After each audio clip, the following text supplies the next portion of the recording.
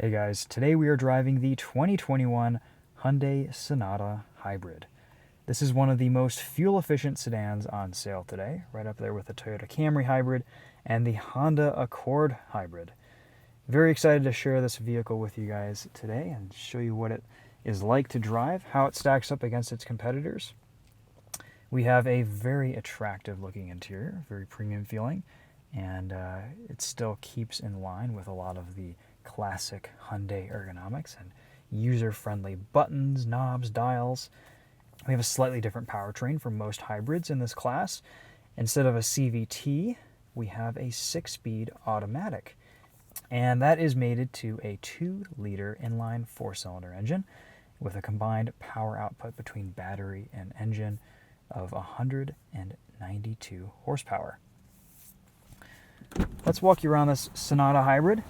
This is the limited model that we're in today, and of course with the limited model you get the solar panel roof, which I honestly think is a little bit of a gimmick, but Hyundai says it's good for a couple miles of extra driving every day with full sun, which we have not had the last couple days.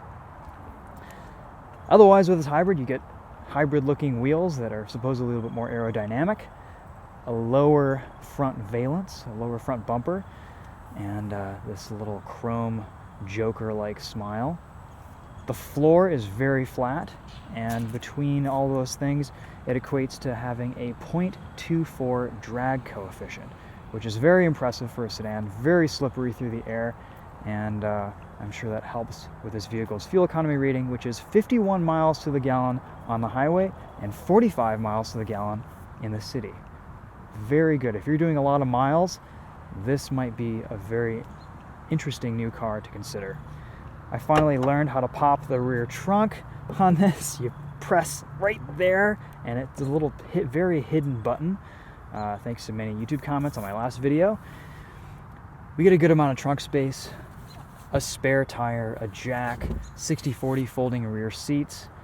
You have no idea how proud I am of myself for remembering that. And, a slightly polarizing design. When this first came out, people either loved it or they hated it. I think a lot of owners love the design of this, and it's one of the reasons why they buy it. And I tend to like it. It's something different. It's exciting. I think sedans these days need to kind of differentiate themselves in the market and sex things up a little bit, and that's definitely the case here with the Sonata. Let's look under the hood.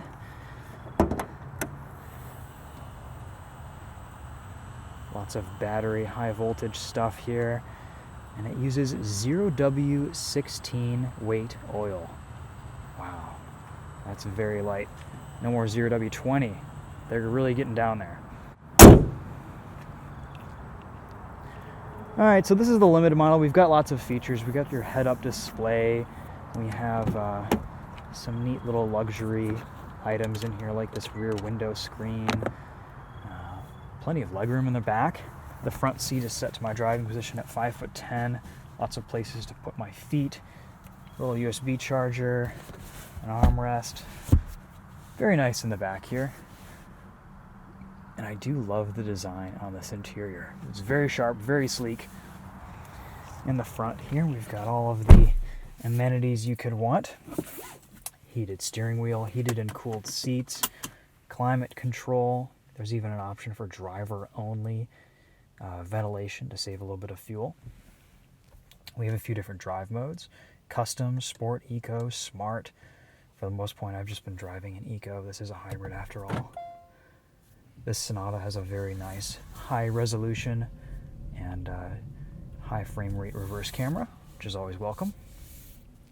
And this transmission button selector actually is quite easy to use.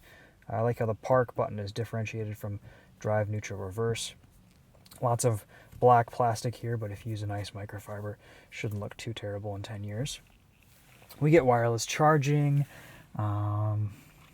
lane centering, highway driving assist, which we'll test later, a premium Bose audio system, memory seats, all the usual good stuff that you get in your Hyundai products.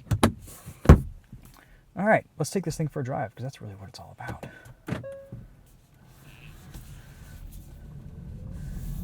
Very light steering. And of course, this being a 6-speed automatic, you do feel some gear shifts at low speeds when you're in full electric mode. You can hear too that this hybrid battery makes it's a little bit of noise at low speeds just to warn pedestrians and people around you.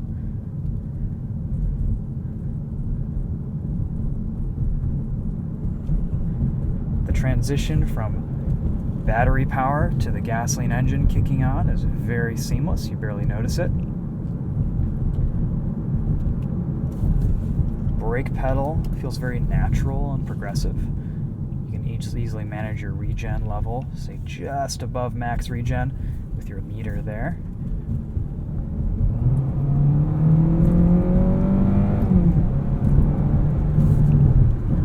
This 6-speed automatic is pretty good. It's a little bit sluggish on occasion, but for the most part, it gives you the downshifts that you need, and it's definitely an eco-oriented drivetrain. It's a little bit of a different experience from the smoothness and the seamlessness of a CVT, but some buyers may appreciate having a traditional torque converter automatic in their hybrid. We've got our bumpy road up here, so we'll feel what the ride quality is like. Personally, I think it's a little bit on the stiff side, especially at low speeds, but once you get going, it smooths out and the damping is pretty well tuned. There's not a lot of impact noise over bumps. The Eco tires soak all that up really quite well. A few rattles here and there in the interior, but nothing too bad. Let's see how this thing handles.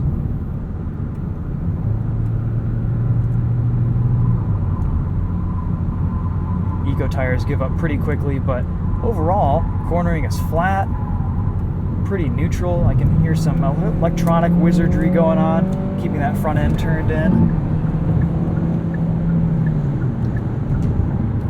You definitely feel that this car has a lower center of gravity from the last Sonata. And the power level is quite decent as well. Really no complaints there. You do have to get into the higher RPMs with this 2-liter to really get in the power band. And that is where this is different from a CVT, where you kind of have to wait for that power to come, whereas with a CVT, you get it almost immediately. Wind noise at speed is kept in check pretty well. I would say the Accord and the Camry are probably a little bit quieter at highway speeds.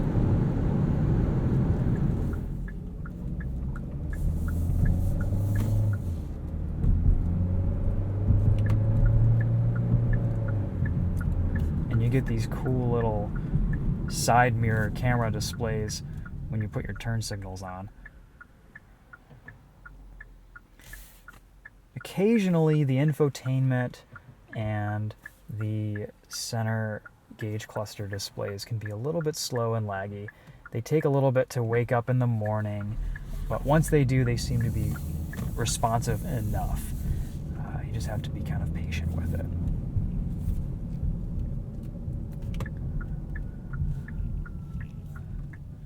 Let's do a sound system test here while we're just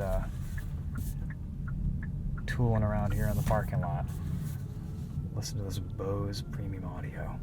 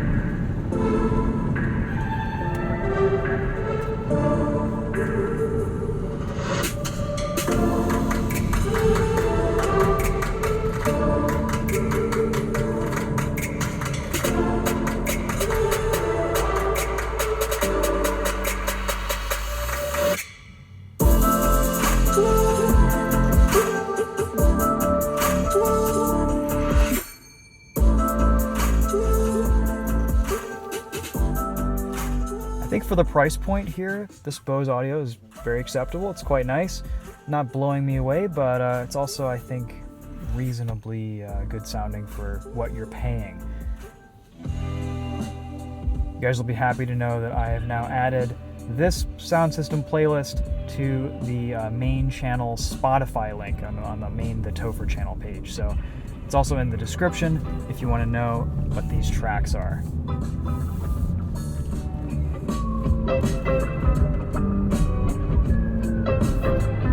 Let's see what sport mode is like. So we can use the paddle shifters as paddle shifters in sport mode. This is not a very responsive transmission. It's kind of lazy, but that's okay. We're in a hybrid. We're not in a sports sedan.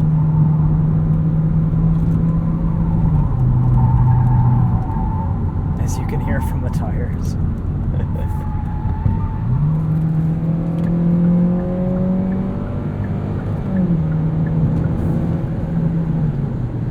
Definitely feels like more than 192 horsepower. The power band is interesting because you get this initial just response from the accelerated pedal with the battery kicking in, and then you have to wait for the engine to rev up. All right, let's cruise on the highway. We'll engage highway driving assist. If you set it to the speed limit, which right now is 70, it'll automatically adjust according to the speed limits on the road. The lane centering is fantastic in this car. Hyundai's, their highway driving assist is one of the best on the market, I think. It will basically only prompt you to add steering input every 45 seconds or so. You can really just cruise in this thing forever without really touching the wheel. You do need to stay vigilant because it's not 100% perfect, but definitely one of the better systems on the market.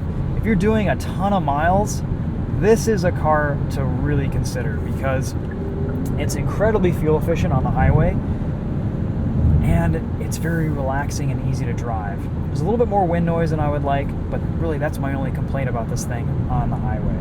It's otherwise quite good. And that kind of gets into how do I feel about this Sonata after spending a week in it? You know, what's this thing like to live with? What are my final thoughts?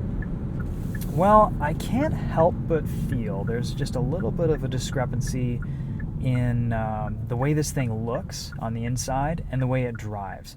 It definitely doesn't feel like it's as high quality of a product as the Honda Accord hybrid, for example, or maybe even the Camry. It definitely feels a little bit cheaper to drive. You know, you get in this, you feel the leather, you look at the interior, you look at all the surfacing and finishing, and like, oh man, this is going to drive like a Genesis. Well, it doesn't. It still feels like a $30,000 midsize sedan from Hyundai. I do think the competitors have slightly better driving feel, but honestly, is that something that most drivers are going to be able to discern or figure out, or coming from their old car to this new car, really tell? I don't think so. This is a really nice, compelling package. I've had a few issues this week with Apple CarPlay, though that could very well be my phone too. Who knows? Parking sensors have been a little bit buggy, but for the most part, this car's been really good, and I've averaged around 43, 44, 45 miles to the gallon just hammering on it. So if I were driving normally, I'd definitely be over 50, which is pretty impressive for a mid-size sedan. I think this is just a little bit more exciting than the traditional options from Toyota and Honda. Definitely in the looks department, it evokes some emotion when you walk up to it and leave it, and there's kind of an Italian exotic appeal to the rear end, and I don't know, I think it's a sharp looking car. It's definitely polarizing. You either love it or you hate it, but beauty is in the eye of the beholder for sure. And I think that kind of sums up the Sonata Hybrid. Hugely efficient, quite a good daily driver. You get a lot of the beautiful Hyundai infotainment and screen quality here. These displays are very nice. They have beautiful contrast ratios, really deep blacks. They're very sharp. They can be a little bit sluggish when they're cold, but once everything kind of warms up, it feels pretty normal. And when you're just driving this thing around, it's always kind of switching between hybrid gasoline engine mode and EV mode, and it'll do that in, when you're driving 45 miles an hour. It'll do that when you're driving 70 miles an hour. So it's always kind of going back and forth, and you've got your little energy flow meter. You can see the solar panel putting energy into the battery and regen putting energy into the battery, and then you'll just see everything switch off, and you'll be running on battery only at 70, 75 miles on the highway for half a mile or so, and that's kind of cool. And that's one of the reasons why it's so efficient. I'm sure there's a whole lot else going on in the background. So I think that's kind of all I have with this Sonata Hybrid. Lots of settings, lots of customization you can do in the menu. Really, same Sonata, much better gas mileage. I will say, if you take Toyota's hybrids, they drive so much nicer and so much better than their gasoline 6-speed automatic counterparts. This Sonata Hybrid drives about the same as its gasoline 6-speed automatic counterpart. That you don't feel like you're in something that's more special or nicer than you would, for example, with like a Camry V6 or a Camry 4-cylinder versus a Camry Hybrid. And all the Accords drive amazingly well. So that's kind of why I would put this around third place, tied maybe with the Camry in the segment. I don't love it as much as I do the Accord. The way the Accord drives is just so smooth, and it feels like a higher quality item. And Toyota really has their hybrid technology ironed out and done very well. And actually, the Camry gets slightly better gas mileage than this does. I believe it's like 51 in the city, 52 on the highway, or something around that range. It's over 50, which is pretty impressive. And the Accord is a little bit lower, around 47-ish. Whereas this is in the 50s on the highway. So, they're all about the same. You kind of have to pick your flavor. I think the Sonata offers a lot. And, if you guys are interested, to go take them for a test drive, see what you think. But definitely glad to spend a few days in this because it is an exciting car. Personally, I would probably go for one of the lower trim models. I'm not really sure that if you're going to be spending $35,000, $36,000, the solar panel roof is really worth it for the extra few miles here and there.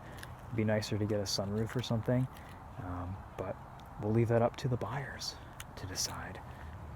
It's been really fun having a pretty wide range of vehicles to drive this year.